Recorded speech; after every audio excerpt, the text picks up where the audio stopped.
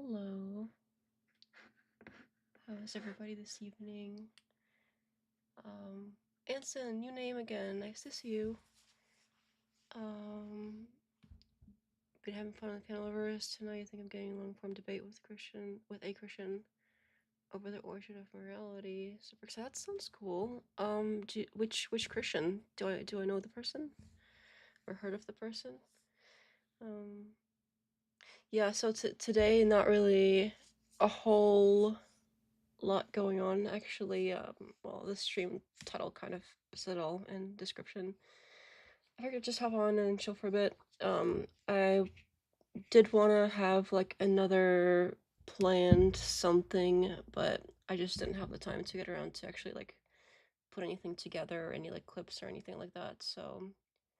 Also, I messed up my arm, so it's been extra hard, doing everything. I don't know how, I just, like, was lifting this really light box, and the way I did something, I don't know, but now every time I lift anything light or just, like, exist, like, my forearm and back of my elbow hurts. I don't know if that makes sense, but anyway, long story short, I messed up my arm, and things have been slower, partially because of that, but I met his small channel. I had a debate on video a couple of months ago. Yeah, I haven't heard of him. And yeah, thank you for sharing. That's so nice of you. I'm not sure what anyone's gonna... if anyone shows up tonight, they're gonna be like, oh, what's this? But, you know, it's what it is. Yeah, so I'm open to ideas, but I was gonna see what's going on in the tomato, but I tuned into the debate earlier. I know they have, like, an Israel thing going on. Let me see if I can pull it up. Oops. Yeah.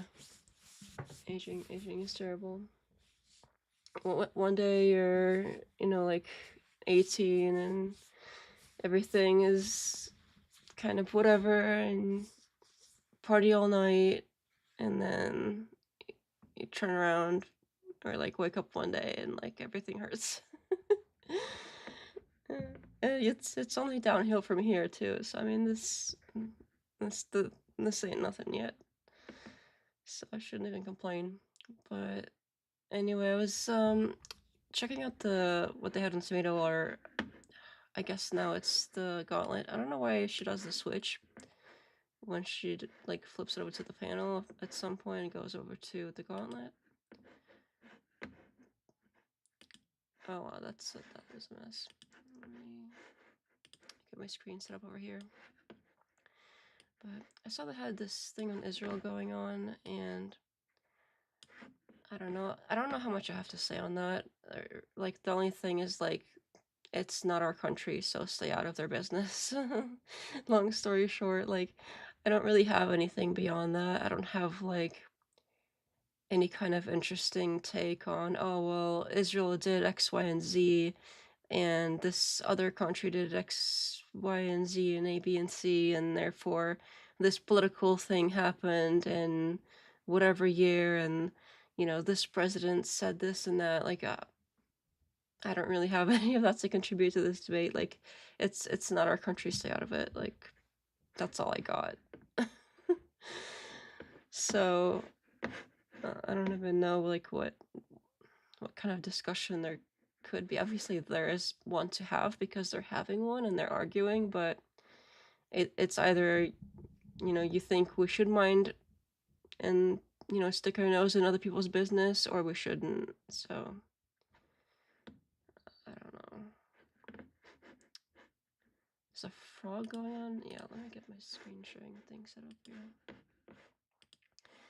She switches to build 2 channels for growth and to have different branded content. It's not susceptible to losing monetization on one channel only. Okay, that's smart. Yeah, because people say so many, like, TOS unfriendly things on her show. That's probably a smart thing to do, especially on the panels, because you never know who can get on and say all kinds of things before you have a chance to ban him. And yeah, that makes sense. That makes sense. But the other day they had on what's that leftist name that was arguing like for violence against fascists and authoritarians or Islamists or something. I forgot the three groups of people that he like it was pro-violence.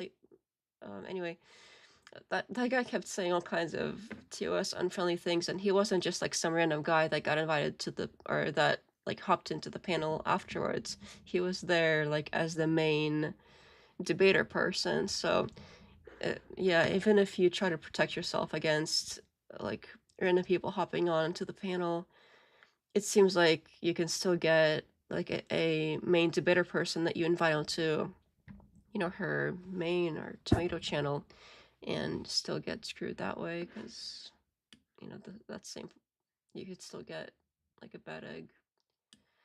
And I don't know, maybe some people don't know how charades the gauntlet from the tomato chia, yeah, because as soon as, yeah, she does this like switch, I've noticed that.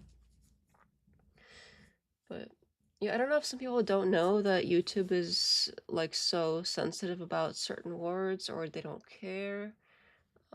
But some people be out here using all kinds of things that YouTube doesn't like people saying. I was at a National Socialist channel today. I wouldn't believe what he said. It was wild. N-word this, J3. Wow. The full N-word and everything. Jeez. I mean, even if you don't say like the hard R at the end, um, I think that it's YouTube doesn't like it, especially if you're not of the same color. Um, what was I doing? Oh yeah, the browser thingy. Just so y'all can see what I'm looking at, because that might help a little bit. Full improv with hard R, no way. Did that stream get taken down or what? Because YouTube doesn't play around with that stuff, but it's weird because sometimes there's like this whole like segregated somehow like black people YouTube and they get to say it. So I don't know, it's hard to it's hard to say, like, and there's some things that are like people can't say that aren't the transformer related, but if you are that kind of person you can say certain things. So it depends on who it's coming from. YouTube seems to kind of pick and choose who can say what, and like they'll ban one person for saying something and they'll let another person say the same thing. So they're really inconsistent with how they apply it. I'd love to have like a free speech platform, but I think even on Rumble you can't say anything. Although it is a lot more open, but at the same time it just doesn't have the audience that YouTube does. Like Rumble is basically like a niche conservative only place, and even conservatives don't even like go there that much compared to YouTube. So it'd be nice if we had like a full-on free speech social media or like video streaming sort of service of some kind, but we just don't. And kind of work what we got over here. Yeah, so I was looking at this there's like a frog on the stream. Like, what is with this frog? There's a frog with a face. You never know the kind of stuff that people come up with. Let me see. An armed group, they're claiming with no evidence that an armed group that Israel gave weapons to rebel against Hamas did it. That's the no, shit. that's not true. You're lying again. It was What the not fuck do you lie so much? This is what I said earlier. That is not at all what my claim was. It's not what Prime was saying. That was the argument. You guys were attacking Israel. No, that is not and now true. It's a third party. Yeah, they're very, very passionate about Israel over here. I watched Andrew Wilson debate on Rumble a year ago. The first word he said was the F slur. Yeah, like Rumble seems to be a lot more open about words, but I'm sure that there's some lines that even on Rumble, I'm sure that there's a limit on what you can say. Like all platforms have some sort of limit. It's just whatever their line is, it's way past like YouTube's. So, but I think there's probably like legal or some kind of other reasons that platforms have to have certain rules. Like I think if you want to be on the App Store, for instance, or whatever the Google equivalent is, they have special rules for that too. So you everybody that wants to cater to anyone on mobile, which is everybody, they're basically pigeonholed into, oh well, you have to follow these rules. So some are more flexible than others, but they all do have like and no platform is ever truly like free speech, unfortunately. Even like even 4chan back in the day, like you'd get banned for stuff that was, well, mostly illegal stuff, which is totally reasonable. Like I totally get that, but yeah. Kick allows some wild stuff, but I'm not sure about their speech policy. I've heard of Kick. I saw Kick that one time when that like Thorpe stream that was going on. I don't know if it was like a month or two ago. They had like a hours long thing, and there was like for a while Andrew Wilson went on there and he was like berating them or something. It was weird, but they were on Kick because I think they got kicked off YouTube or something. I don't know, but it seems like they stream there regularly because they seem to have like a built-up audience on that site. And from what little I've seen of Kick, it looks like it's like a streaming only thing. Because when you go on the site, it's like it seems like a really like streaming heavy thing. I don't know if they even have videos that aren't streamed. Like, can you like even upload something? Categories, clips. Looks like they have a clip thing. Okay. So if you have clips, but I don't know if you have to like clip it from a stream itself or if you can just upload something. But it seems like it's really like live stream heavy. I should check it out. I would like to do something where I stream to a bunch of platforms at the same time. But I don't know if anyone would care enough because usually these other platforms they get like one person maybe watching. But you never know. I mean, I do want to support them, so I might as well add content there. The Thorpes were demonetized on YouTube. Grace did obscured bed making streams. Now they're not. Oh, ugh, that's cringe. That is super cringe. I very like vaguely know of the Thorpes. Just they've been popping into the debate sphere from older debates that I've seen, so here and there. So that's about it. And I haven't really watched any of their content directly or anything like that. But I wonder if are they on here? What is this? StarTube, is this them? That looks like them. Is it? What? Why is he topless? What is she doing over here? Is he? What the hell is? Okay, I definitely don't want to click on that one. There's definitely something weird going on there with the. Okay, what is she like stripping over here? What's going on?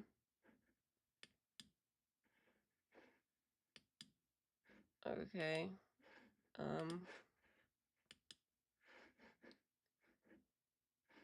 Yeah, there's definitely something weird going on with the father-daughter thing. That's not whatever they have going on, that's not a normal father-daughter relationship. And I know that many people have said it, and there's definitely something to it.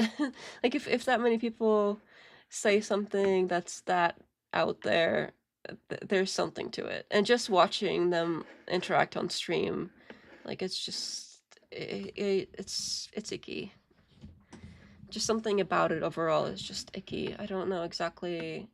I can't put my finger on it exactly, but something is just off. Like something is off about the way that they interact with each other. It's just it's icky. I don't know exactly why, but something is just really weird about it.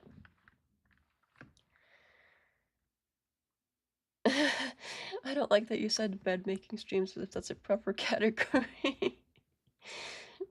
Yeah, that's true. So it's almost like, oh, is this is something people do? They make their bed.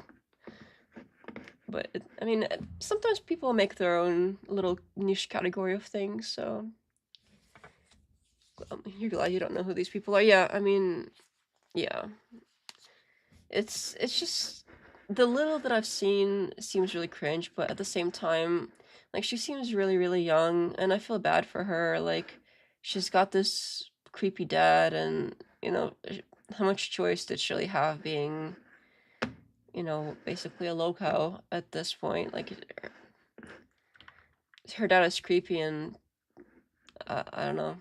It just what it looks like from a distance. If I had to guess, it's like a classic case of grooming, and that it's not really the child's fault. So I do feel bad for her if that is what is going on, which is how it comes across.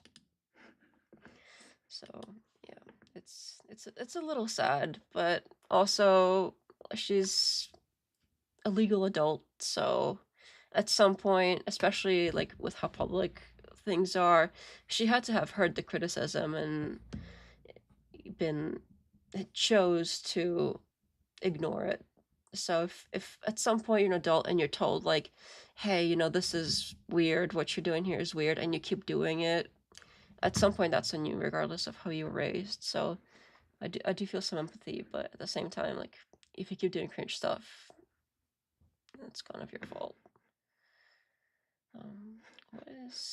What is with this frog? Like I don't know why, but this frog's like the face on this frog is just throwing me off. It's so weird looking. Told you is we gave you multiple sources that day that we went through. What is even the point of arguing individual things when the proportionality is so out of whack? They were fired out with fucking tanks. Hamas doesn't have tanks. Okay. This frog's mouth is moving. Is it like when it's? People are gonna come up with the weirdest VTuber stuff because currently it's still kind of not as common, but I think if we did have something like you know how back a few years ago when Meta became a thing, used to be just Facebook, and they're like, oh no, we're gonna do Meta now, and they had this ad for like, oh well, you're for like you have your like virtual reality thing, and you're at a work meeting, and you turn around and you see Jeff, and he's a bear or something, like that sort of thing. They definitely really jumped the gun with that because that's definitely not like what's going on at all, and it's been years, and so I don't know why they came up with something like that, but I think like years and years and years down the road when virtual reality is actually like much more accessible and comfortable and just like secondhand to us, like the way we use phones now, when VR is more like that, I think we would see more weird things like that. Like you would turn around and your coworker Jeff is like a bear, and this frog person is a frog, and just be so silly. It does seem like we're in the beginning stages of sort of growing towards something like that. Whether you think that's progress or some kind of cringe technocratic whatever, it does seem like we're slowly going that way, and it just feels like VTubers and stuff like that is one step closer to people sort of wearing this weird digital skin of, oh, I want to be a frog or whatever. The frog is Doobie, he's a good debater. But he's a frog, and like the mouth moves and everything, which is impressive. At first I thought it was just a static picture, but he's got a mouth and everything. Maybe an creation from when you were young is very hard to get out of for some people. Yeah, that's probably true too. So it's hard to say, like, at what point do you say, well, I feel bad for this person because, their entire life they were taught this one thing. So how much fault can you really put on them for acting a certain way? But at the same time, you have to draw a line somewhere. So do they get to go their entire life just kind of, I said the word just. Now every time I say it, it's just, and then once I say it, when I say it once, I'll keep saying it, and I don't know why. It's like it's become this tick for me. The words just, and actually they have literally become a tick of sorts. I'll just see. Anyway, whew, not saying it again. Not that there's anything wrong with that. It's just I did it again. It's that once I noticed it, it made those words also somewhat icky. But it's not a good idea because they're just they're so common in normal kind of speech context. They're so common, and I really kind of effed myself there. Oh wow, they have a lot of people backstage. There's like 1, 2, 3, 4, 5. There's like 5 or 6 people backstage. Yeah, I'm definitely not getting on this panel. But like I said earlier, I don't really have anything to say here because, leave Israel alone, whatever. Just, I do want to see what they have to say about it though, because, like, just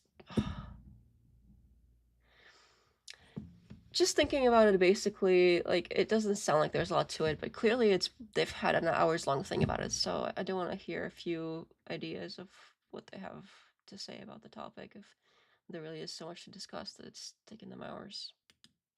My turn to talk. You guys start talking over each other. I start talking money. It's my favorite understanding of the scriptures, right? And I actually, I wanted to go to a kind of a higher point to this. And I wanted to ask a question of Gibbs and Tyler.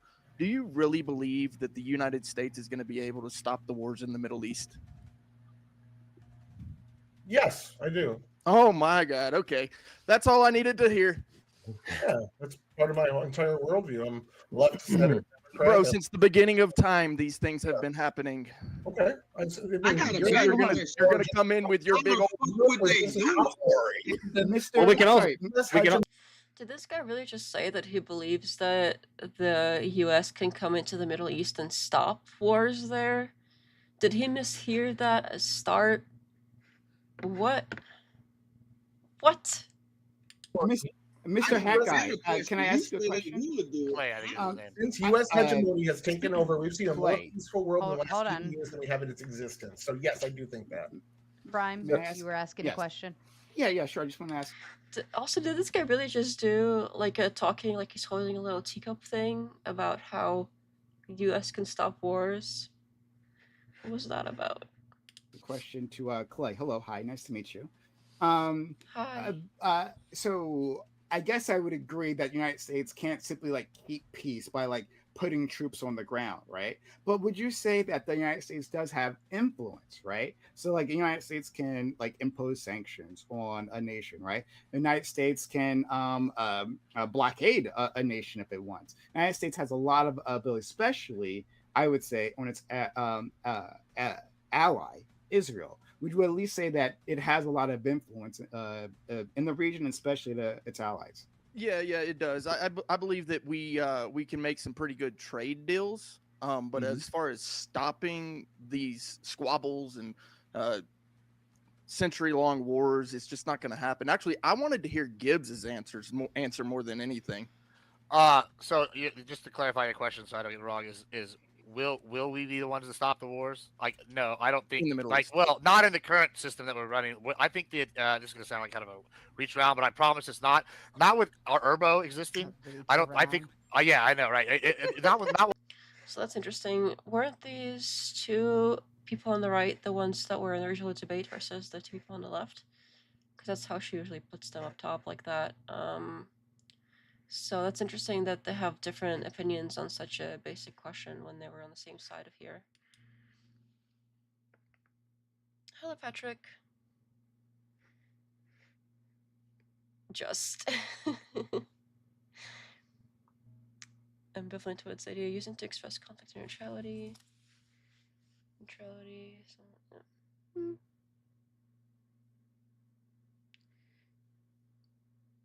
Yeah, I always thought ambivalent was kind of a like a whatever thing.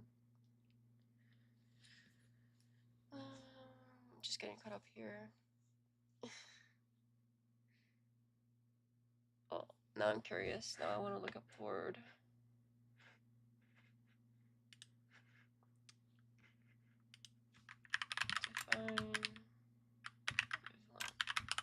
Because every time I've used that word, it was kind of like I could go either way.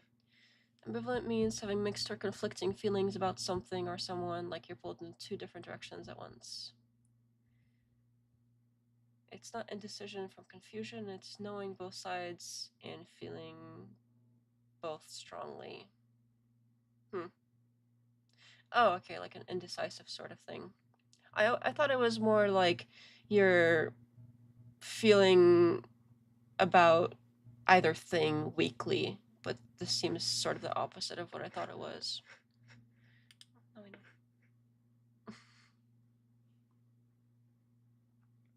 Can be interpreted differently in the context. Yep. Oh. Okay. I think I'm kind of. Not while Erbo exists, which if y'all don't know what Erbo is, the international rules-based order.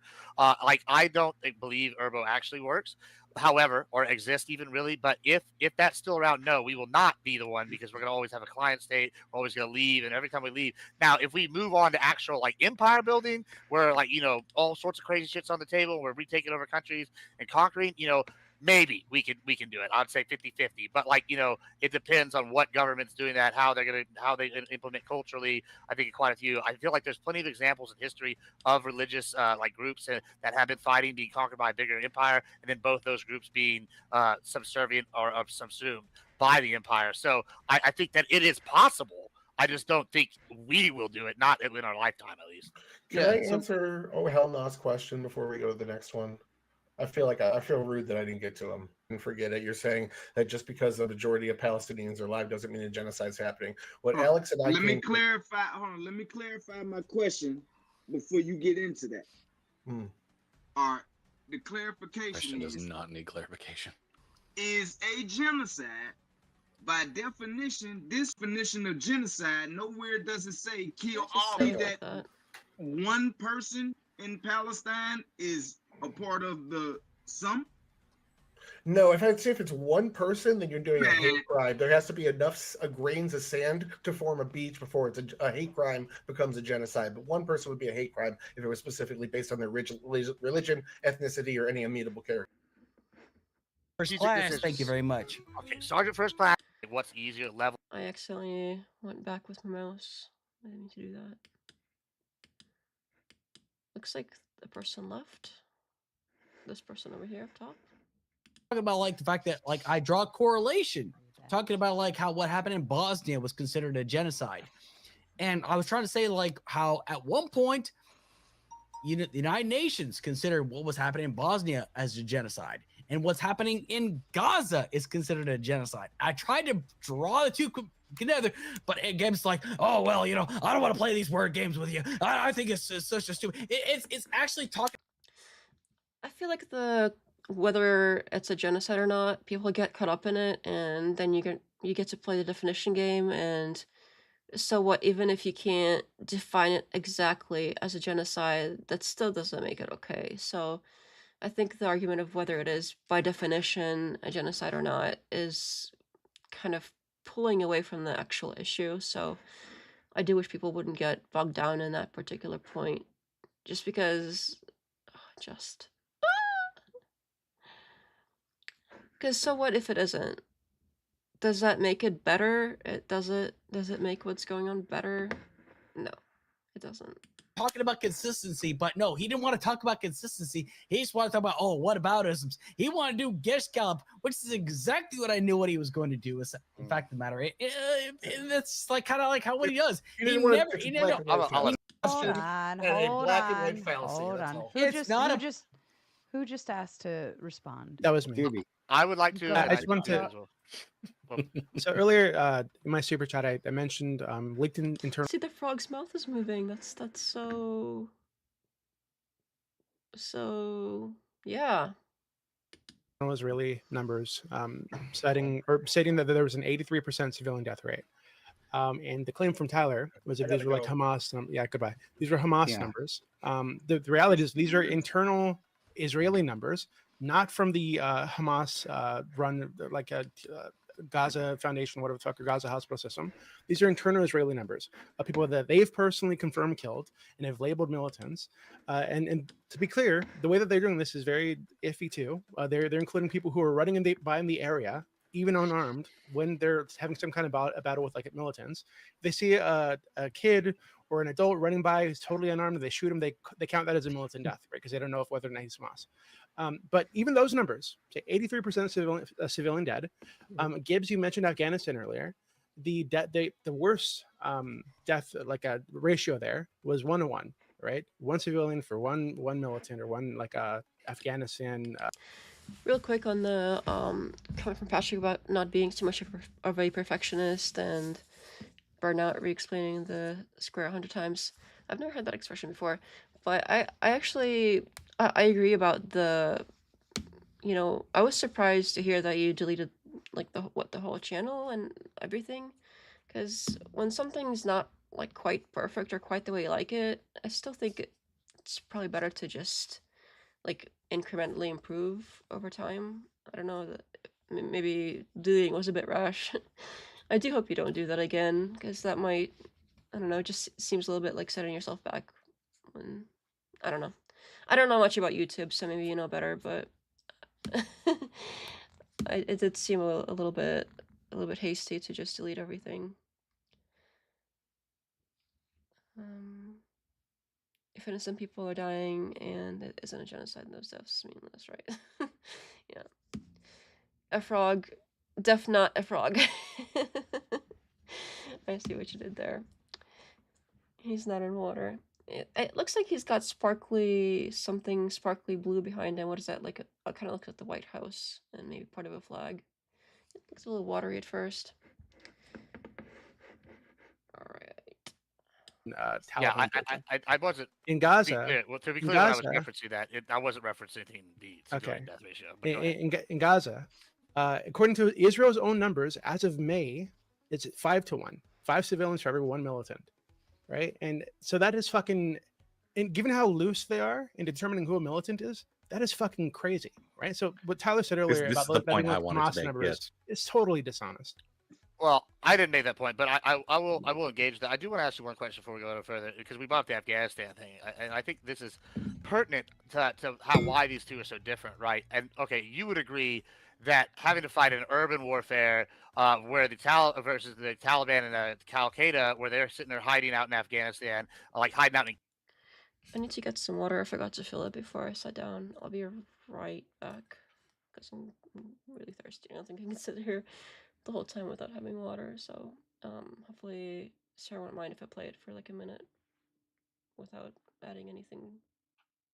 Out in caves away from like populated centers, which I know are sparse in Afghanistan. However, that's much different of a battle with less civilians. Well, Iraq would be a much better analogy. Yeah, sure. Or Iraq, but even in Iraq, right? Look at Fallujah, right, which was one of the more extensive battles against like insurgents. They basically cleared out everybody that was not insurgent, and anybody that stayed, they were like, listen, all right, if you're still here, like, guess what? You're going to be fighting. And it seems like in Iraq, though, those militants let the people go. However, in Gaza, we do have some evidence, and I'm not going to sit here and try to die on this hill and go through 200 sources because I'm not Tyler.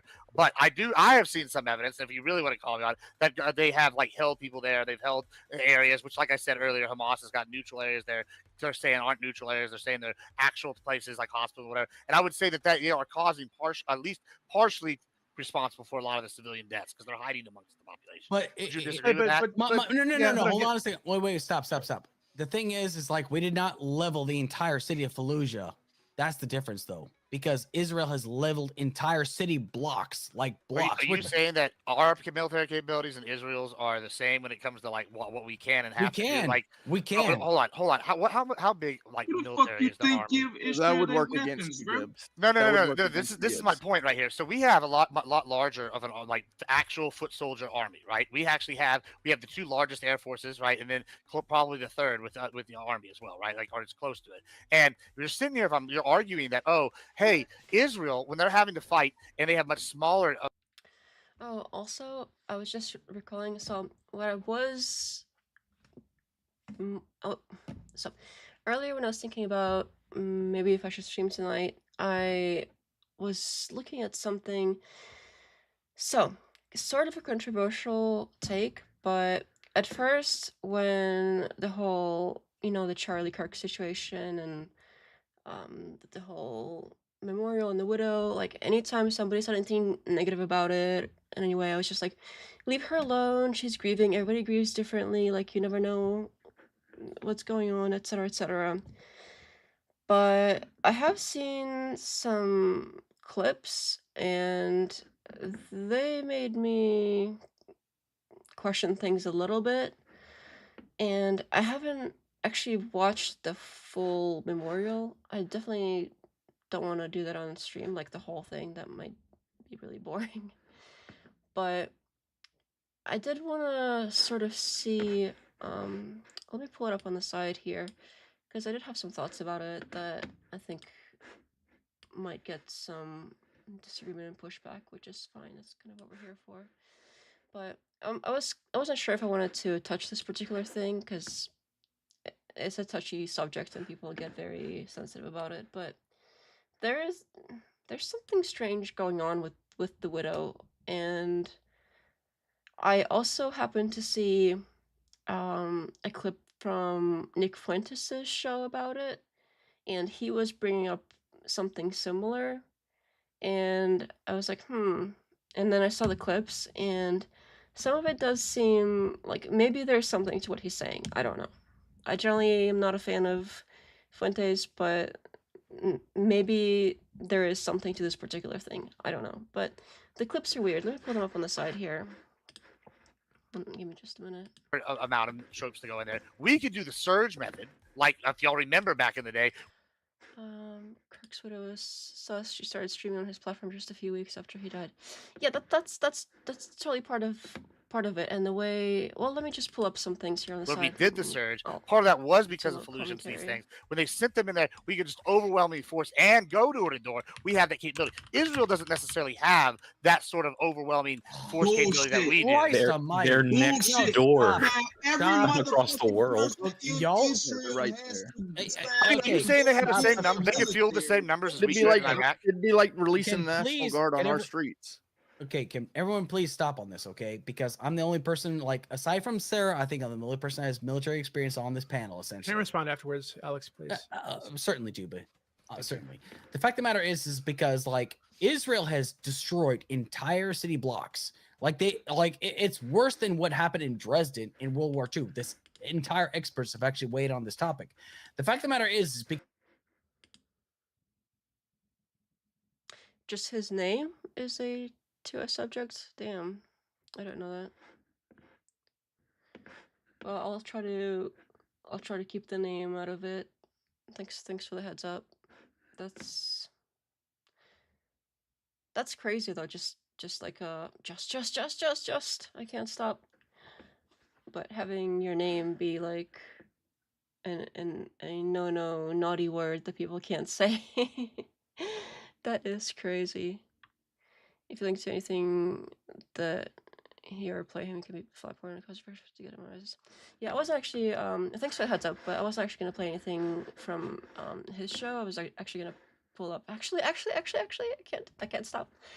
Just you know what? I'm just gonna roll with it now. When I can't stop saying the words, I'm just gonna keep saying them and not detract if I can.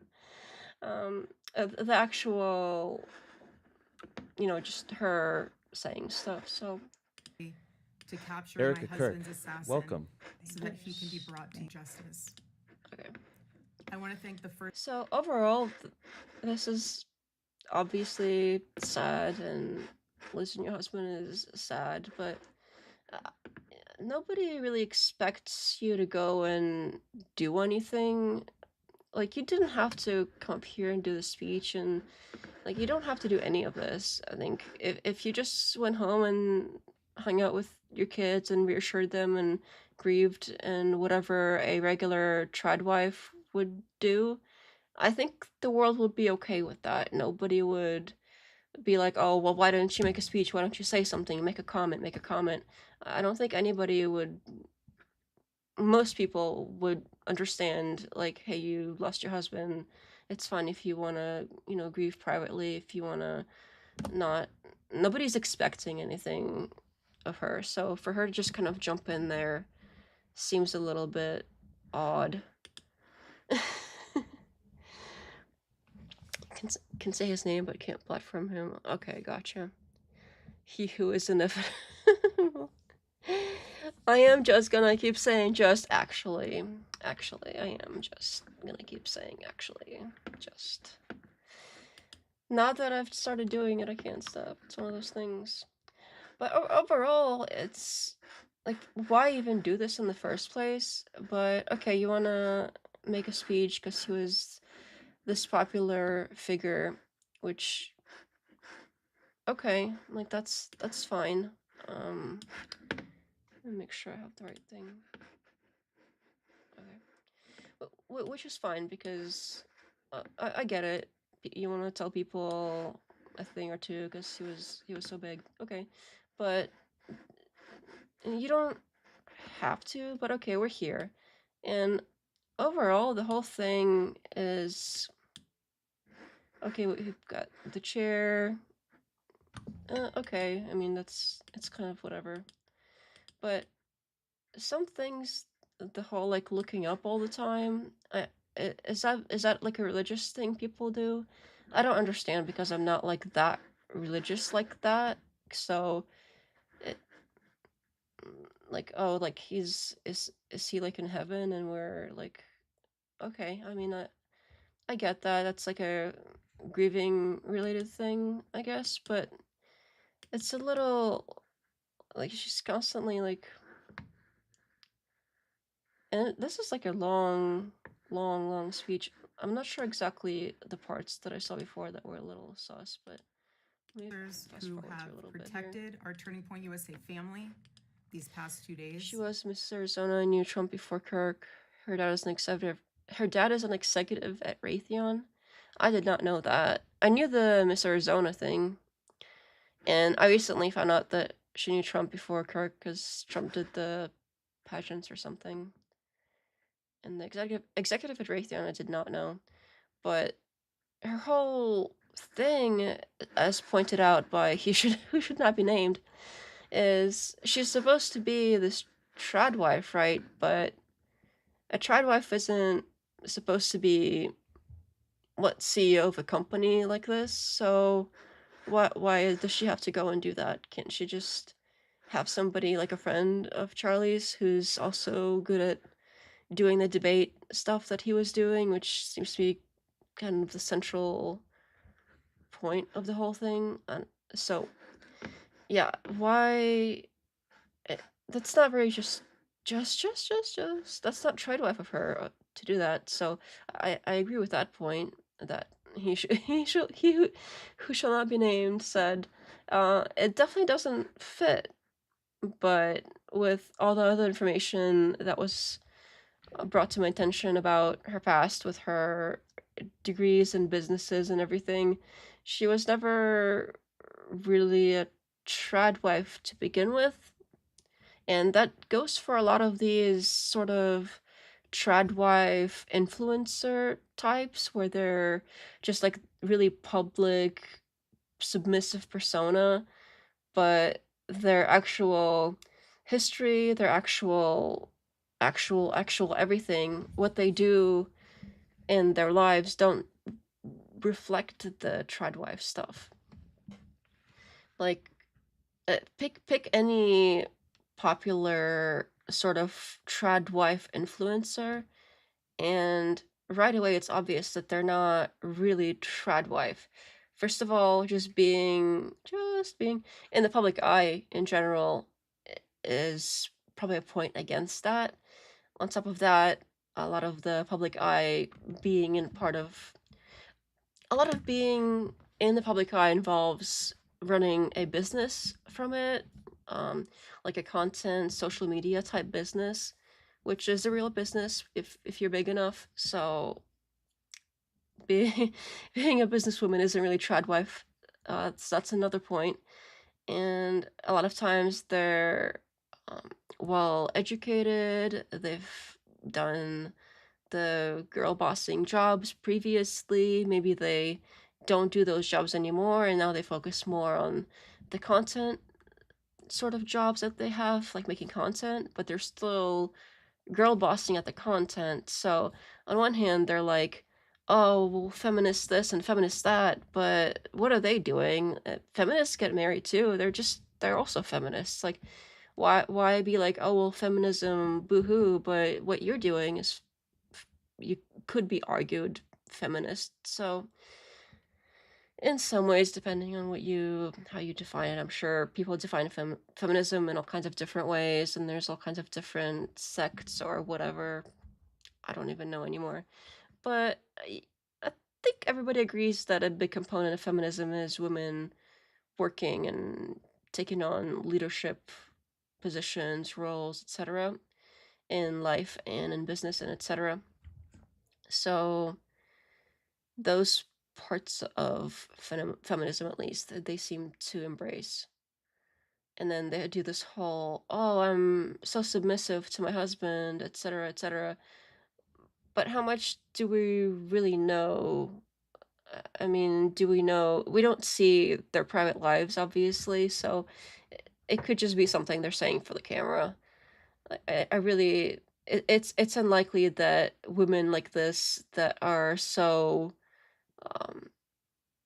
bossy and have these leadership roles and have all of this education degrees and are basically at the same level or similar as the husband, that they would be all submissive 100% like that, like they claim to be. And normally in relationships, even modern ones that aren't trad, one person tends to be take more of like a leadership role naturally, and the other person takes more of a submissive role naturally without defining it as like, oh, you do what you're told kind of thing. That's normal. I'm saying beyond that, I'm saying like the trad type of relationships that they're promoting, where the man just decides everything and the woman just blindly follows and becomes basically a yes woman towards anything the guy says. So that's just not something that's common, and I am willing to put money down that at least half, if not more, of these well, you know what, influencers, if we narrow it down by trad wife influencers, I would say 99% of them aren't actually that submissive to their husbands. I would put money down on it.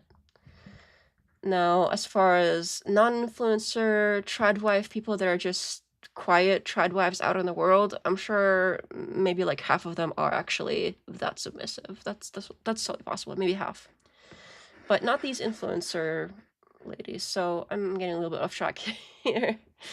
I think there are people who are generally tradwives, probably not the ones you see online. Oh, yeah, absolutely. Like I said, maybe like half of I should have read the chat earlier. Sorry. But I was just saying that maybe half are that aren't influencers, but the ones that are influencers, absolutely not. Def Not is just a yes woman, actually. What? Okay. Well, let me put this on a little bit faster and see if we can find the bits. And I want to thank the Turning Point USA board, the COO. Thank yous. He loved what he did. I want to thank the millions of people who have shown their love for Charlie here in Phoenix, across America, and worldwide. I want to thank my husband's dear friend, Vice President Vance, and his phenomenal wife, Usha, for their love and support. You guys honored my husband so well bringing him home. You both are tremendous. I want to thank President Trump and his incredible family for the same. Mr. President, my husband loved you. This is also, I don't want to be too critical here. Obviously, she lost her husband, but did he not have, like, personal, closer friends than the vice president and the president? This kind of makes it seem like, oh, they're his best friends. I mean, maybe that was the case, but I somehow doubt that they were really that close. I don't know. Obviously, I don't know, and I don't want to criticize too much. Let me skip forward a little bit here. But most of all, Charlie loved his children. But obviously, this isn't something that she's just making up as she goes. This was written. I don't know if she wrote it or if it was written for her, but this is intentional. Like, everything she's saying here is intentional. It's not just like, off the cuff. Like, she's reading something here. Just actually, literally. Children. And he loved me with all of his heart. And I knew that. Every day I knew that. He made sure I knew that every day. Okay. Every day. He was such a good man. He still is a good man. He was the perfect father. He was the perfect husband. Charlie always believed that God's design for marriage and the family was absolutely amazing, and it is. It is, and it was the greatest joy of his life. And over, he would tell all these young people to come in and find their future spouse, become wives and husbands and parents. And the reason why is because he wanted you all to experience what he had. Maybe it wasn't in this speech specifically, for those who but are called according to his purpose.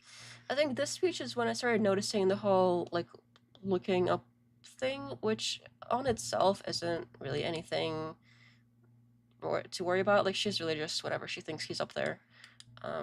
Maybe this is the one I'm looking for. Let me pull up the other one here. Please give a warm. Now this is longer. And is this the one where is Trump in this one? Oh, let me see. Let's just start this one and see what happens. Warm welcome to Mrs. Erika Kirk. Does the president even have friends? I'm sure he does. I'm sure he does.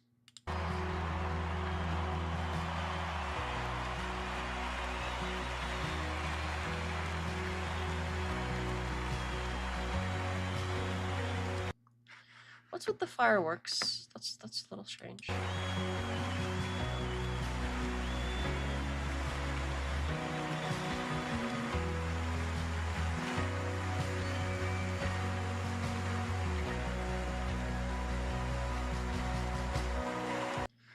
I have never seen a funeral like this. If nobody told me that this was like a funeral or memorial service or whatever, I would think this is like a concert or like a football game or some kind of like a big party or something. It's crazy. If you want a friend in politics, get a dog.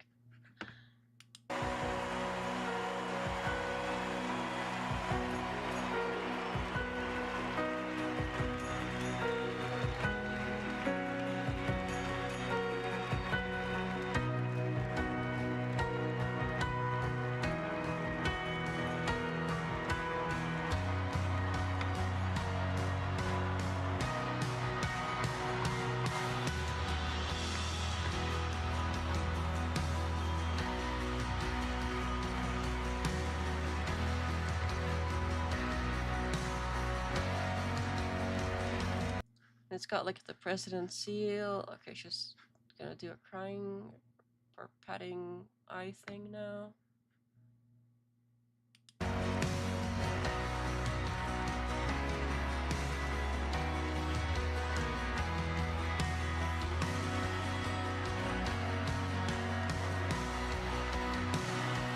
More of the looking up thing.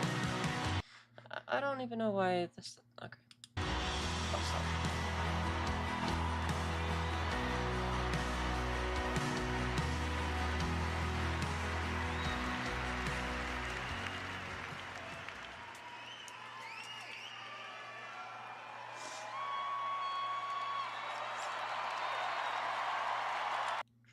The cheering is weird. Like, what? This is such a weird event. Everything about it seems. And again, I'm of two minds about this. At first, I was like, I can't criticize this. Somebody died. Like, it's messed up. But the way that this is being sort of framed is weird. This is weird. and I can't help but think it's weird. I just can't help it. I can't just be like turn away and be like, okay, nothing to see here. Somebody died. That's so sad. Like, yeah. But also weird. It's also weird. I can't help but think it's weird. I'm sorry. I can't.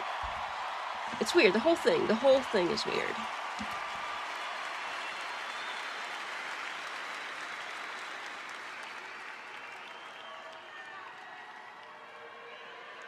Hello. There's lots of this. It's giving like.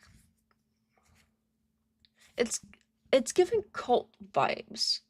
I can't point exactly at what's giving the cult vibes, but something is giving the cult vibes. Something is. I don't know what exactly it is, but something is. God bless all of you for coming here from all over the world to honor and celebrate my Charlie.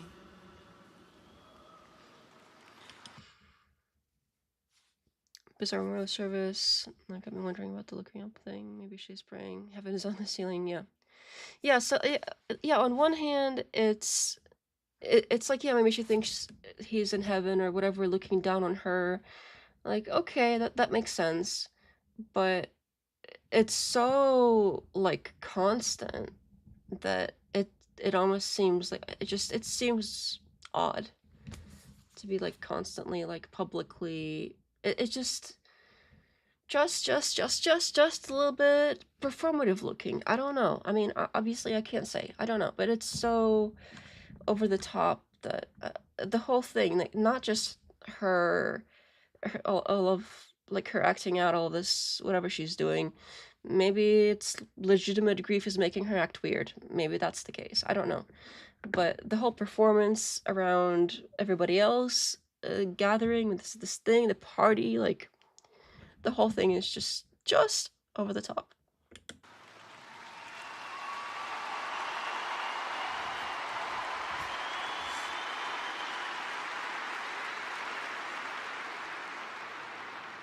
Just a few miles from here, 2 years ago at America Fest 2023, Charlie delivered a speech on stage for our TPUSA Faith event.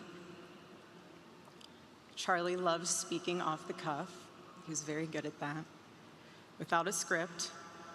So I personally didn't know what he was going to say. And what he chose to speak about that day was his submission to the will of God. Yeah, something else I heard that about the whole like smiling thing. I heard that because people that are that religious think that their loved one is now with God, that makes them happy. But really? I mean, how seriously like hardcore religious do you have to be actually like look so happy and content that your loved one is with God? I don't know. Like, you'd have to really like really be 100% like 120% willing to not live anymore just to see God, to be that content with it. It's just odd. Definitely as a normal person, if I'm thinking this is weird. I hope so. I didn't want to. At first, again, like I was saying, at first I didn't want to touch it, but it just keeps going on. Like, it just keeps happening.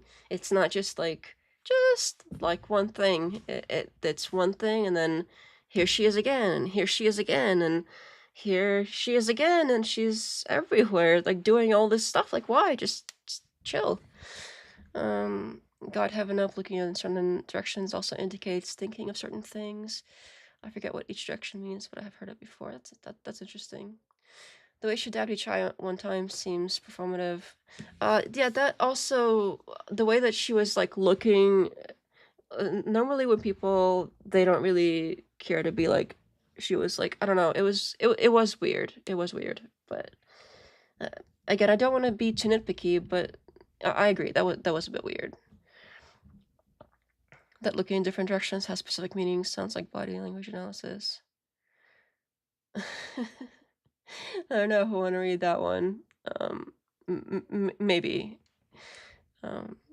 She does have pretty eyes.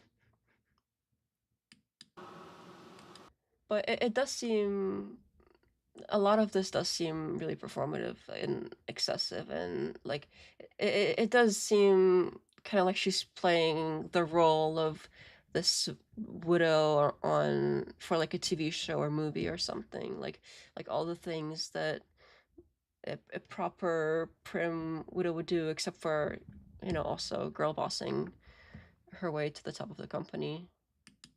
He quoted one of his favorite Bible verses, Isaiah chapter 6, verse 8. Here I am, Lord. Send me. After Charlie finished, I met him backstage, and I spoke to him, and I'll never forget this. I said, Charlie, baby, please talk to me next time before you say that statement. Because when you say something like that, there is so much power in that verse. When you say, here I'm not, and then called him to his side. Past 11, as much comfort as I now do. On the afternoon of September 10th, I arrived at a Utah hospital to do the unthinkable, to look directly at my husband's murdered body. I saw the wound that ended his life. I felt everything you would expect to feel. I felt shock. I felt horror, and a level of heartache that I didn't even know existed. But there was something else too. Even in death, I could see the man that I love. I saw the one single gray hair on the side of his head, which I never told him about. Now he knows. Sorry, baby, I'm telling you now, but never told him. Didn't want to. I also saw this. I also saw on his lips the faintest smile. And that told me something important. I wonder who wrote this speech, because she's been doing a lot of speeches and like reading a bunch of really like powerful emotional stuff that people really hang on to. And that's another thing that's giving a little bit of cult. Like, if she came out there and did something really simple, I don't think anybody would expect anything extremely profound or whatever. Like, if it was really just a grieving widow, you know. But this is it's a whole thing. It's a whole thing. It revealed to me a great... And it's either she is a professional speechwriter or somebody wrote this. And also, she's a professional speechwriter, and in the middle of all her grief, she found the time and the composure to sit down and write a handful of these long, complicated, like, speeches that are perfect speechwriter skill level. So I don't know, maybe she does have that skill, and she does have the composure in between all the crying and whatever to come up with all this, but it doesn't seem real. Like, something about just her in the way that she's doing stuff and the stuff that she's doing, just it doesn't seem real. Like, something makes me feel like the pieces aren't fitting together right. Like, something is off. I don't know exactly what it is, but something is not right. Something's not right. I don't know what it is. Something is not right. Great mercy from God. And you can't criticize, right? Because her husband got violently ended, so you can't criticize, but at some point you have to, if you keep having to encounter it and it's in everybody's face and something is off. So at some point you have to give up and criticize, and I feel bad, but you have to. God in this tragedy. When I saw that, maybe she used ChatGPT to write the speech. I don't know. I don't think so. I doubt that.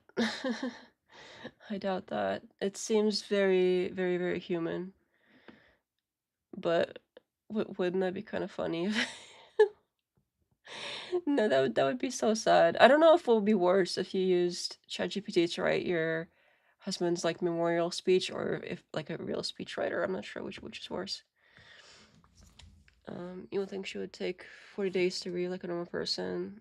Normal wife wouldn't do this. It's a political event. It's gross, definitely. Yeah, it does. Like, there's no reason why she can't just grieve in private with her family. Well, what's left of it, which is sad. But she's not. Nobody like needs her to do any of this except for political reasons. The only people that need her to do this are politically related, that can use this for rallying up support or whatever. Whatever it is they're doing here.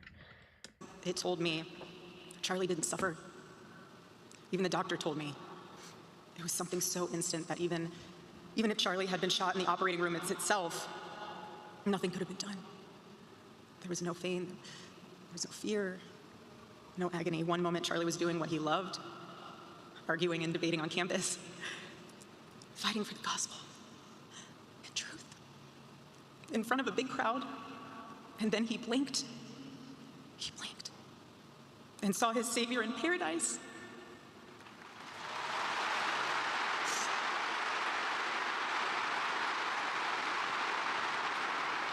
And all the heavenly mysteries were revealed to him.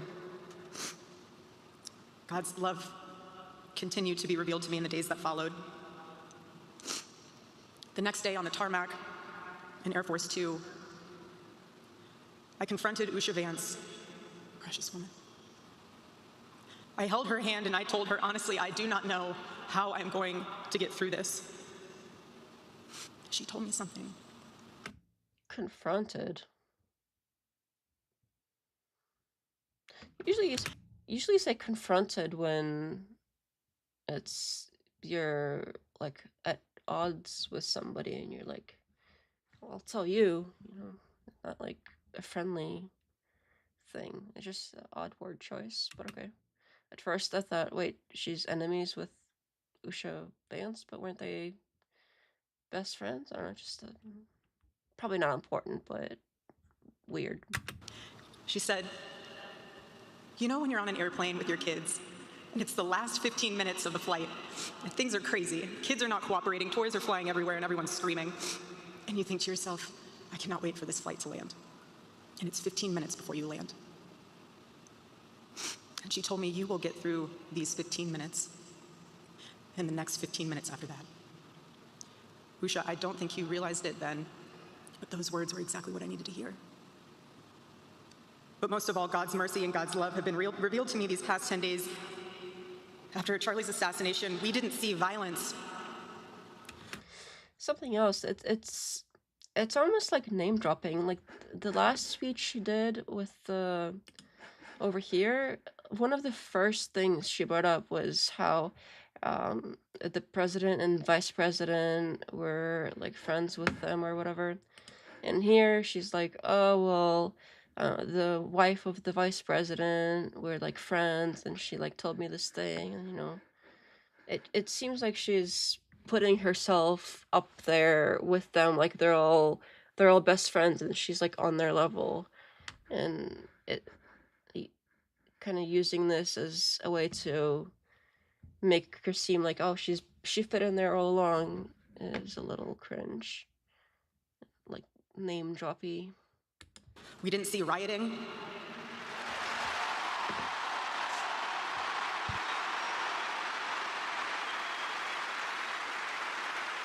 We didn't see revolution. Instead, we saw what my husband always prayed he would see in this country. We saw revival.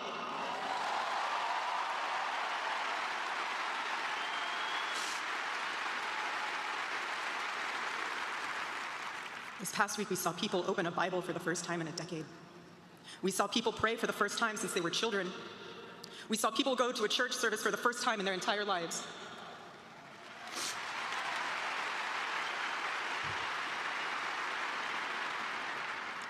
Charlie liked to journal.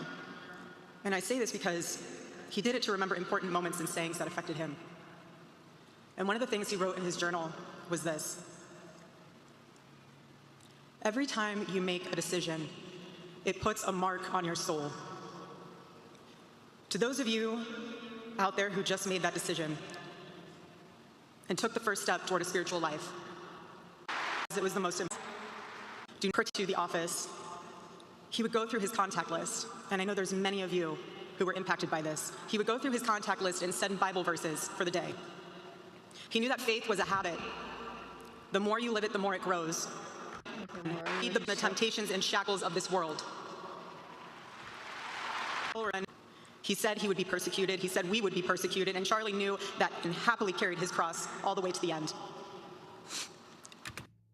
Yeah, isn't part of being Christian this, like, persecution complex? Like, everybody's out to get you, and being persecuted, it's almost like if you're not persecuted, you're not doing Christian right or something.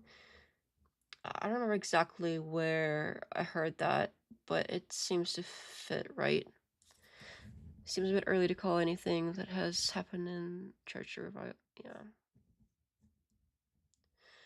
But, I mean, maybe that's one of the goals. Maybe they are using this to force something major, religion-wise, and part of this persecution thing, like, oh, well, he was persecuted so hard that he got ended, and now they're gonna get me too. Well, if you're so worried about that, you don't have to do whatever it is you're doing here. You don't have to do that. Nobody's making you do it. Christian theology definitely has persecution. Yeah, that makes sense. And I want all of you to know, while Charlie died far too early, he was also ready to die. There was nothing he was putting off. There was nothing that was too hard or too painful, or nothing that he just felt like he didn't want to do it. He left this world without regrets. He did 100% of what he could every day. But I want you to know something. Charlie died with incomplete work, but not with unfinished business.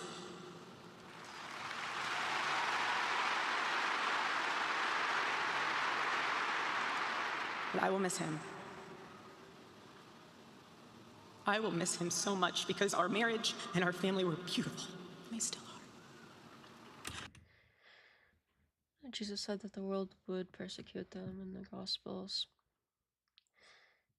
Yeah, anytime a Christian is persecuted, they seem like they're almost happy about it in a way. Like, on one hand, they're like, oh no, being persecuted. Another way is, yes, being persecuted. Like, you can tell they're almost like, oh, this is what it's all about. No, it's for real or something. Maybe not every single time. I exaggerated there a little bit, but I've seen that before. So strong when he was busy traveling.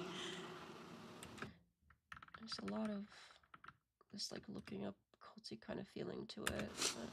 But it could just be her.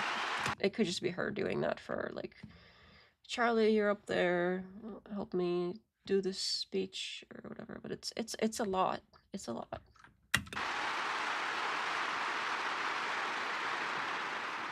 To all the men watching around the world, accept Charlie's challenge. And I know she's doing this whole, like, sniffling and eye tapping thing, but her voice is really like clear, and I don't even know how to describe it. It's like it's like solid. Like, even my voice is a little bit off right now because I'm having, like, allergies again. I don't know if there's, like, cat hair in here or something. But, like, it's hard to, like, speak properly if it's like if I'm, like, stuffed up. But she seems to be doing this sniffling and eye tapping thing, and her voice is like a great, perfect speaking voice. There's no, like, vocal trembling or something when she's just talking, like when she's making all these points and talking about all this, like, serious stuff and his graphic details of the death and whatever.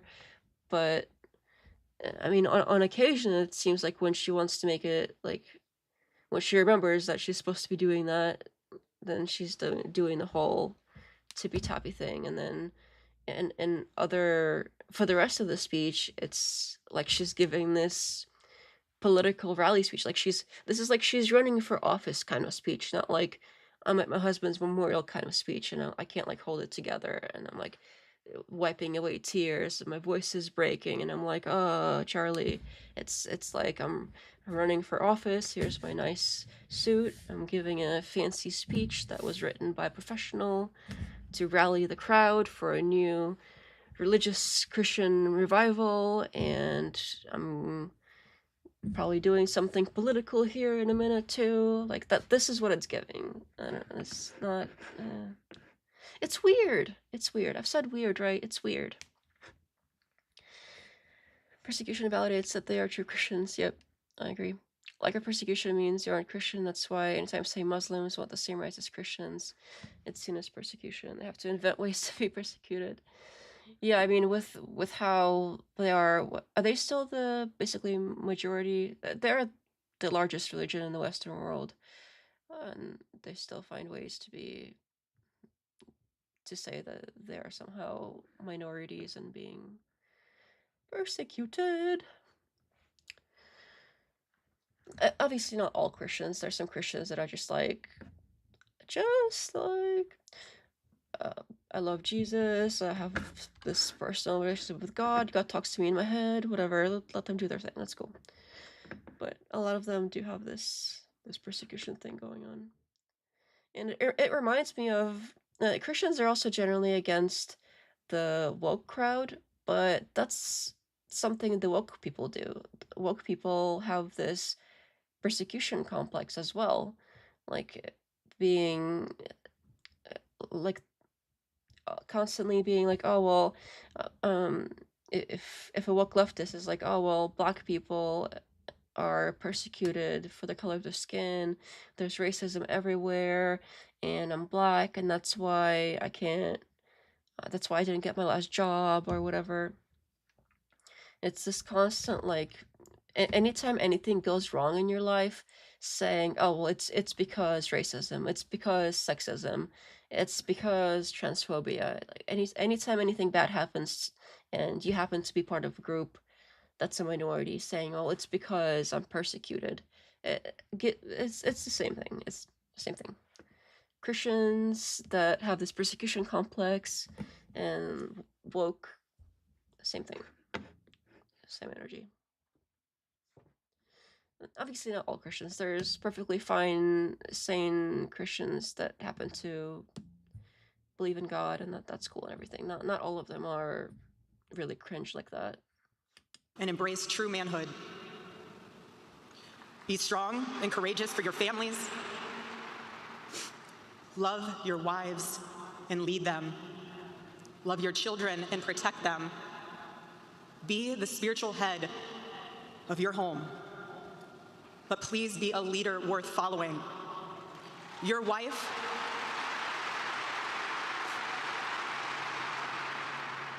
is not your servant. Your wife is not your employee. Your wife is not your slave. She is your helper. You are not rivals. You are one flesh working together for the glory of God. It's interesting she said you're not rivals. Does anyone think that husbands or wives could potentially be rivals? Like, of all the other things, like, sure, some people misunderstand their wives as like a slave or whatever, to do whatever they want with her. Yeah, that's a thing. But rivals, that's interesting. Considering she's taking his role and everything, it's just interesting.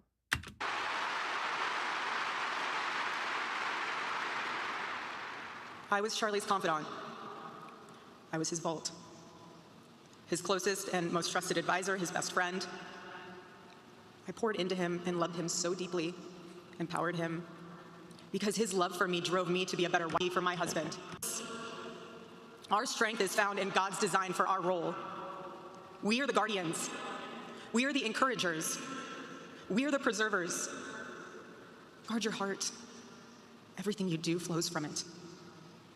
And if you're a mother, please recognize that is the single most important ministry you have.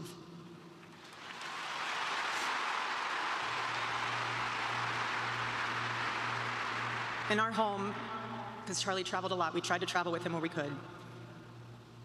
But I made sure that when Charlie returned from work, it was his sacred landing place, away from the worries of the world. I always were here, working together for the same mission. I never wanted to be the one standing between Charlie and the task that God prepared for him, had set for him. and I knew Charlie would always do his best to help me with the same. My marriage with Charlie was the best thing that ever happened to me, and I know it was the best thing that ever happened to him as well. He wanted everyone to experience that joy. And that's what's so beautiful about God's design for marriage, is that everyone can. And I could talk endlessly about it, and years to come I will. But Charlie's mission, above all, was aimed directly at those who aren't married. He named his organization well. He knew things were not right with America, and especially with young people, and they needed a new direction. Charlie passionately wanted to reach and save the lost boys of the West. Oh, is this the part where she forgives the shooter? The young men who feel like they have no direction, no purpose, no faith, and no reason to live. The men wasting their lives on distractions, and the men consumed with resentment, anger, and hate. Charlie wanted to help them. He wanted them to have a home with Turning Point USA. And when he went onto campus, he was looking to show them a better path. The ones focused on resentment, anger, and hate. I would say a lot of people that follow the whole, you know, and I haven't seen a lot of Charlie Kirk's material or anything. I looked up a few things after the event, of course, and what I've noticed is it kind of looks like a lot of his content was similar to stuff like the Whatever podcast, which may be why they've got this whole picture going on there and everything. Like they seemed like they were doing similar stuff, like bringing up stupid college kids and sort of putting them down, like and a lot of people that consume that kind of stuff in a way that's like, oh yeah, you tell those hoes, they're so stupid. Are a lot of those people, I think you could describe them as people that are, what did she say? Charlie wanted to help them. He wanted them to have a home with Turning Point USA. And when he went onto campus, he was looking to show them a better path and a better life that was right there for the taking. He wanted to show them that. I didn't go back far enough, but whatever. It was something about having hate or something, and etc. My husband, Charlie, he wanted to save young men just like the one who took his life.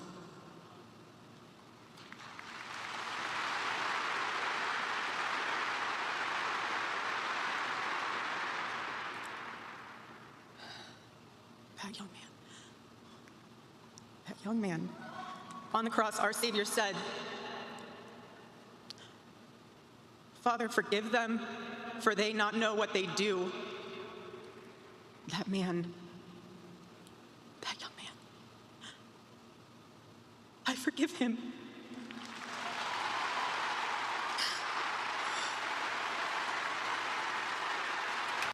This is weird. The whole, like, suddenly her voice is sort of doing a thing, and the whole performative, like, up to this point, you've been saying all kinds of stuff, including describing his wound and him being there dead in front of you and all of this other stuff, and none of that stuff made you go, but suddenly this part does. Because, like, I mean, obviously this is a very Jesus thing to do, so what you're so much like Jesus now, you're gonna, how many days, what, like a week or two later, suddenly you're so good and so perfect and so Jesus-like that you're forgiving this kid that supposedly did it, which is a whole another thing. I don't know if he did or not. There's a bunch of fishy stuff going on there too. I don't know exactly what's going on there, but something is off about the whole situation. Not just her reaction, but like the kid too, and those messages seemed weird, and the shooting part, and there's just so many pieces that just seem like they're not fitting. Not just her reaction, not just this performative aspect of everything, but something is off. I don't know what it is, but something is not quite right.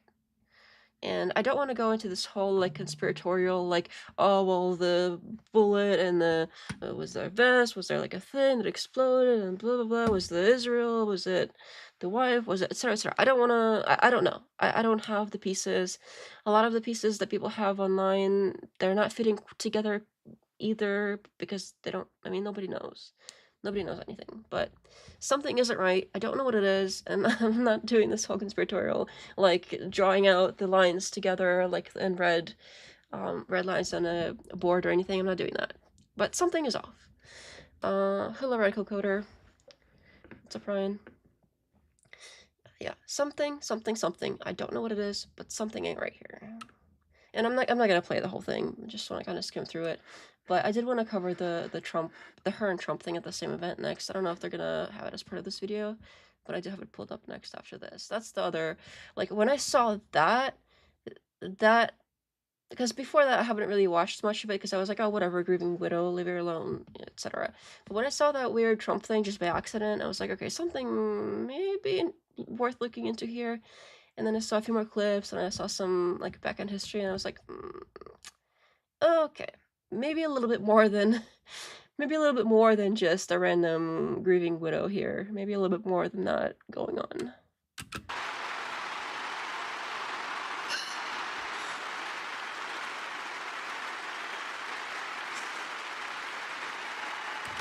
Where are the tears?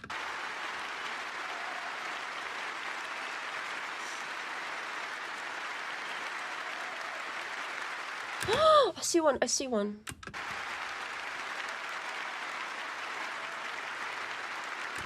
She was so meticulous about patting her eyes and everything the whole time. She finally squeezed one out and didn't pat that one. Like, sorry, I'm just not buying it. She was just constantly in like this one exact moment here when everybody's cheering. This exact moment when, what is she like? So happy that people are cheering for her. She's crying, or like what's going on here? I'm not feeling the like emotional like grief. I'm feeling like I'm on top of the world because all these people are cheering for me, or etc. I don't know what exactly is going on here, but this doesn't look right. It doesn't look like, I don't know. Like, who am I to say what grief is supposed to look like? But maybe it's not that. I forgive him because it was what Christ did and is what Charlie would do. The answer to hate is not hate. The answer we know from the gospel is love, and always love. Love for our enemies and love for those who persecute us. The world needs Turning Point USA. It needs a group that will point young people away from the path of misery and sin. It needs something that will lead people away from hell in this world and in the next. It needs young people pointed in the direction of truth and beauty. And so I promise you today, every part of our work will become greater. I am tremendously honored to be the new CEO of Turning Point USA. Yeah, like, what's up with that? First, you do this whole thing, and then now the Charlie, etc., etc. He was such a good guy, and then this, I forgive the, the offer person, and then, oh, thanks, I'm the CEO now. Yay, go me, woohoo, thank you, thanks everybody. New CEO coming through. Like, what? What? Come on, like, what is this? What? Is this a good time for that? Is this, like, appropriate time to be like, hey, new CEO coming in?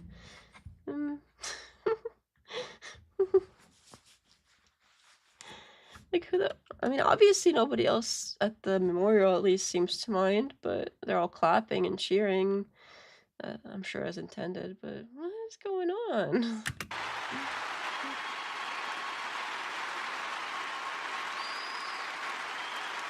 And that is a lot of people, by the way. Like, that is crazy.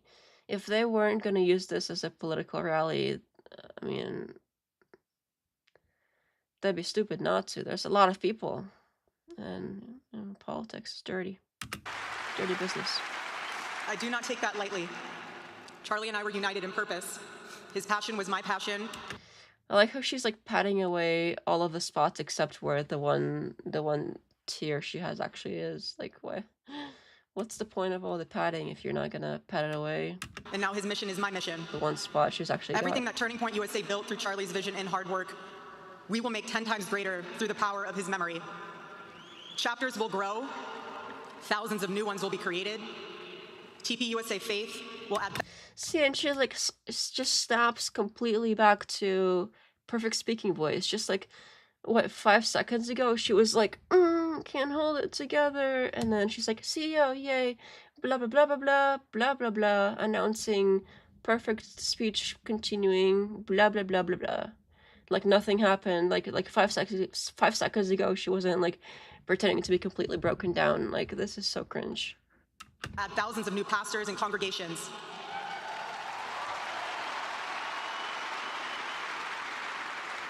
And yes, campus events will continue. And we will continue to hold debates and dialogue.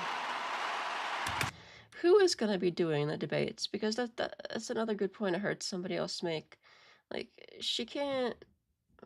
The part of his whole shtick was he was going to college campuses and, you know, attempted to humiliate the kids. So, is she going to do that now? Like, who's going to be doing that? Because that was part of this whole thing.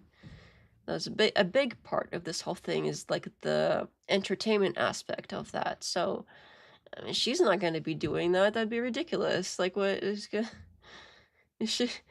She's not planning on doing that, right? Because that would be so weird. That's not gonna work. I hope she's not planning on just literally... I can't stop with the words. I hope she's not actually... You know what? I give up. I hope she's not planning on replacing Charlie completely. Like, doing the debating thing for him, running the company for him, etc. Whatever else he did. Giving speeches for him. Alright, we got that covered. Check. She can't be Charlie. He's a dude, for one. And a lot of the audience, I presume, was male, because there was a dude putting down and shaming hoes. That was part of the whole appeal. Dudes aren't gonna look up to her. Like, what's she gonna do? They're gonna have to have either whoever was working with Charlie on the debate stuff, or like hire somebody new to do the debating stuff, or maybe have like a rotating set of people doing the debate stuff, if they're gonna even do that at all. But it's such a big part of it, they have to do something with that. I don't know, it's like, what are they... What's the plan? Exactly. The First Amendment of our Constitution is the most human amendment. We are naturally talking beings, naturally believing beings, and the First Amendment protects our right to do both. No assassin will ever stop us from standing up to defend those rights, ever.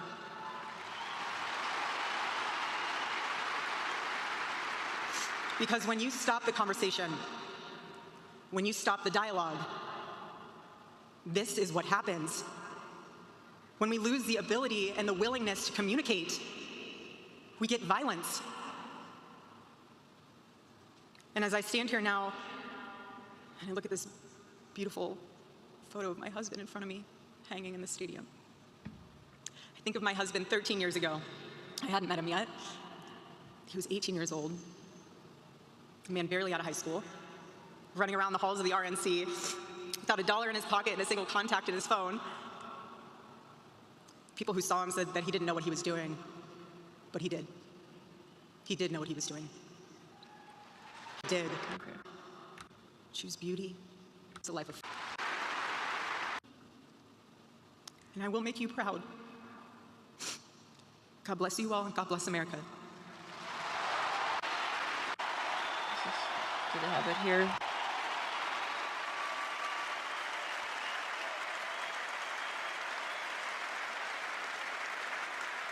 Oh, they don't have it. Let me pull it up. It's weird. Could I ask Erika, please come out? Erika, please come out. Thank you. Okay, so this whole interaction here that we're about to see, that's the weirdest thing I've seen yet regarding the whole widow situation.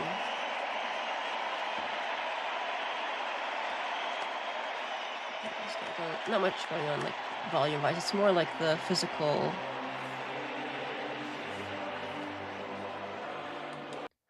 Okay, give her a nice little kiss on the cheek.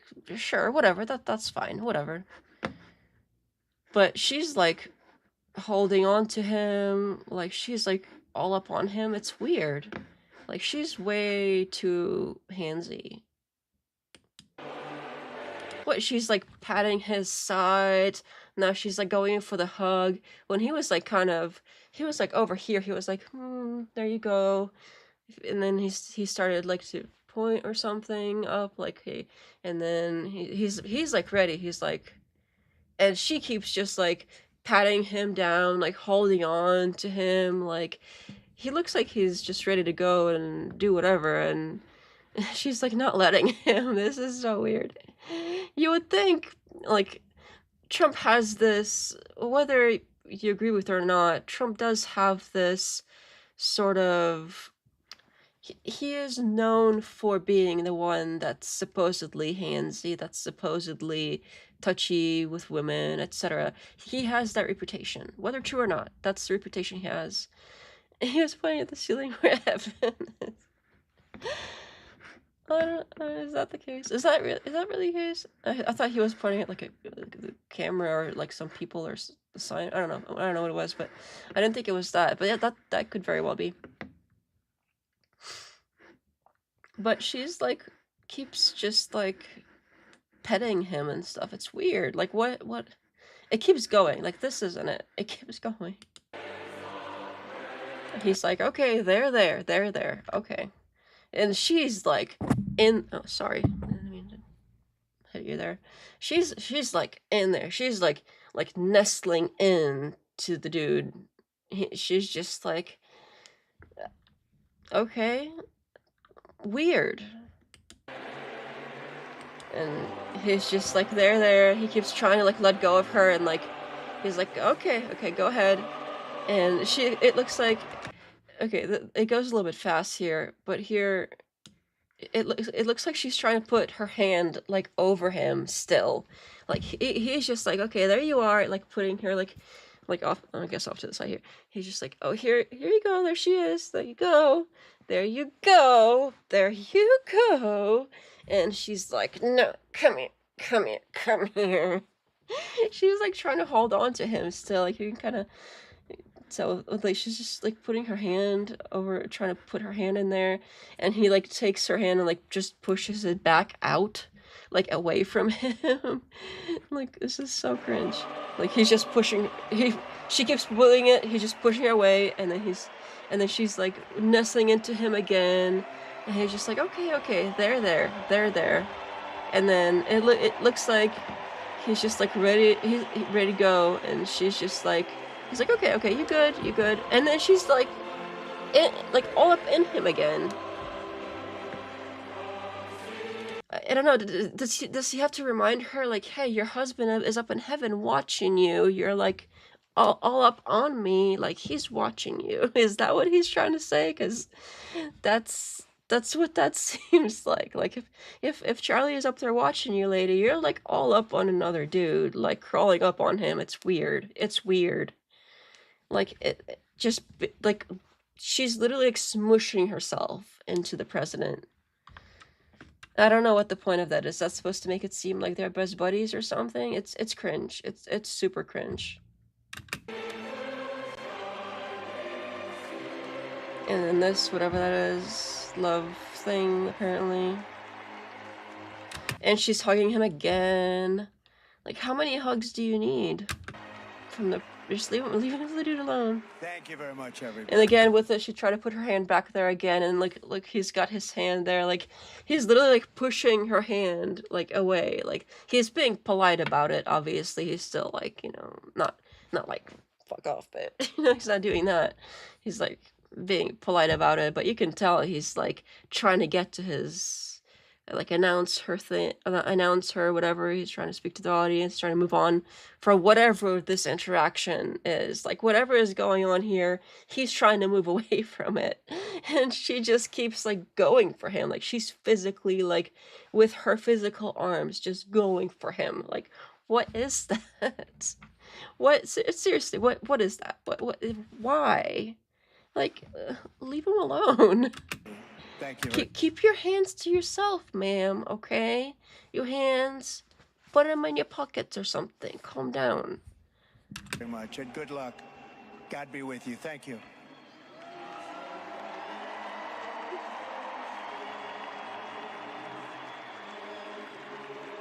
Just like there. Uh-oh. See, as soon as he was keeping her, like, the way he was holding her hand, it looks like he was literally keeping her, like, physically away from him with holding her hand. As soon as he drops it, she goes in again to, like, go behind him and start touching him. As soon as he lets go of her hand, she goes in, like, how many times is that now? She's just back in there, like petting him or whatever. This looks like a husband and wife kind of pose here, with the way she's like leaning into him, and like it's weird. It's weird.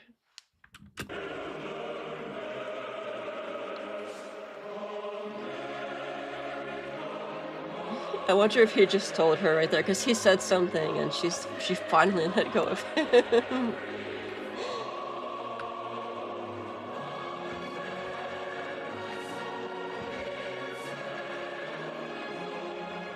I should just, I don't know. This whole thing is just, oh, again. Again! Why? That's not necessary. You were perfectly fine doing a whole, like, hour-long or whatever speech with perfect, like, a perfect speaking voice, completely ready for, like, a political debate or whatever it is she was trying to do. And now she needs all these, she needs to be held by the president all of a sudden. Like, what? Seriously, again, like, you thought it was over? It ain't over. Here she is. Like, what? He's just like, okay, let's go. They're there. He literally, like, right there, he literally, like, pushed her to go ahead of him. He literally, like, physically, like... Oh my goodness. This is just cringe. He's like, oh, finally. You can tell. We thank you for watching, and remember, stay. That was so weird. Wasn't that just weird? Just. There's just so many there are so many things here that are not...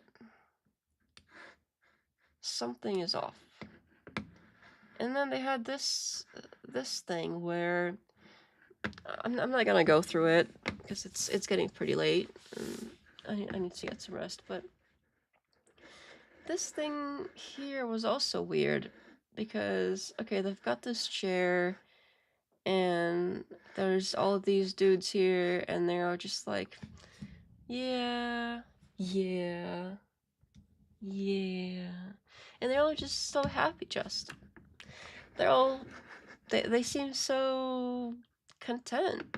Like, okay, I'm not, what do I expect them to just sit there, to sit there and cry the whole time? Okay, of course not. Nobody wants to watch that, but they don't have to do this so soon or at all. And it was basically another speech. Okay, this time she's sitting down, but I think I watched this before, but at the time I hadn't seen the other clips yet, so I wasn't really watching it with more of a sort of critical eye. I just had it in the background at some point. I was just like, oh, okay, his wife had some stuff to say. It's cool.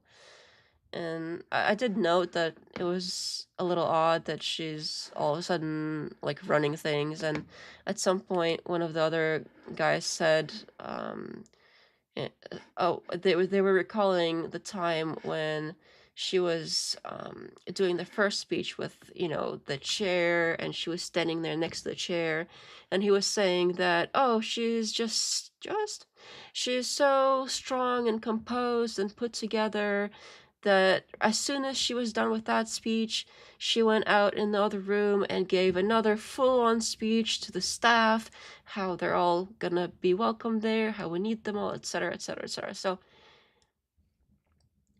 she did a whole speech next to her husband's chair. This was, what, days after the event?